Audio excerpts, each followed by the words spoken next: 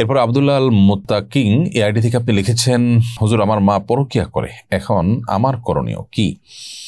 ভাই আব্দুল্লাহ, আল্লাহ তাআলা হেফাজত করুন, আপনার মাকে এই গুনাহ থেকে বেঁচে ফিরে আসার তৌফিক দান করুন, আমরা দোয়া করি।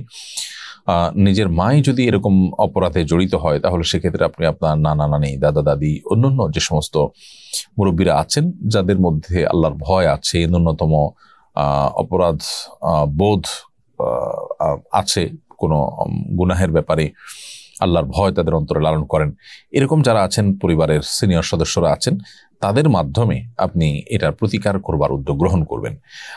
মায়ের সাথে যদি আপনার সেরকম সম্পর্ক থাকে তাহলে মাকেও আপনি আল্লাহর ভয় দেখাতে পারেন, সতর্ক করতে পারেন, বায়না ধরতে পারেন। সন্তান হিসাবে মার দুর্বল জায়গা কি, আপনি যদি বায়না ধরেন, আপনি যদি আপনার জায়গা থেকে চেষ্টা করেন, হয়তো মাকে আপনি ফেরাতে পারেন।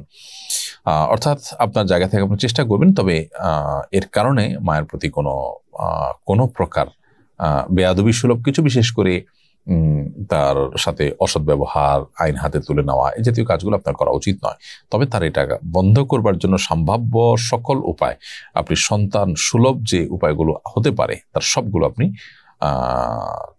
অবলম্বন করা উচিত এবং অ্যাক্টিভলি চেষ্টা করা উচিত। আল্লাহ আপনাকে তৌফিক দান করুন।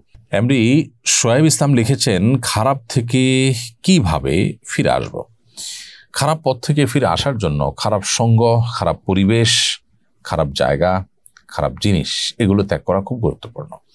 এর পাশাপাশি ভালো বন্ধু, নেককার মানুষ, আল্লাহ ভীরু মানুষ, সে মানুষদের সাথে সান্নিধ্যে আসা, তাদের সংস্রবে আসা, তাদের সাথে সুসম্পর্ক বজায় রাখা গুরুত্বপূর্ণ। তার মাধ্যমে আমরা খারাপ কাজ থেকে ফিরে আসতে পারবো ইনশাআল্লাহ তাআলা। সঞ্জিদা বনে লিখেছেন, বাবা মায়ের জন্য কিভাবে ইস্তেগফার পড়তে হবে? আলাদা কিছু নাই, বাবা মার জন্য আপনি দোয়া করবেন নিজের জন্য দোয়া করার মতো। আল্লাহ আমার বাবা মাকে মাফ করে দিন, নিজের ভাষায় দোয়া করতে পারেন। রব্বি ফিরলি ওয়ালি ওয়ালিদাইয়া, কোরআনের ভাষায় বলতে পারেন, আল্লাহ আমাকে, আমার বাবা মা উভয়কে আপনি মাফ করে দিন, এইভাবে দোয়া করতে পারেন।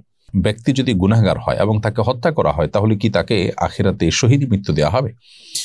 কোনো ব্যক্তি যদি মুসলিম হন, ইমানদার হন এবং তিনি খুন হন, তিনি গুনাহগার হলেও আশা করা যায় আল্লাহ তাআলা তাকে শাহাদাতের মর্যাদা দান করবেন। কারণ নবী করিম সাল্লাল্লাহু আলাইহি ওয়াসাল্লাম বলেছেন, মান কুতিলা দুনা দামিহি ফাহুয়া শাহীদ, যে ব্যক্তি তার জীবন রক্ষা করতে গিয়ে তিনি খুন হলেন কারোর হাতে, তিনি শাহাদাতের মর্যাদা লাভ করবেন। সো তিনি ইমানদার যদি হন, গুনাহগার হলেও তিনি শাহাদাতের মর্যাদা লাভ করবেন। আমরা গুনাহগার না কে? গুনাহগার তো কম বেশি আমরা সবাই, নিষ্পাপ তো নবী রাসূলগণ।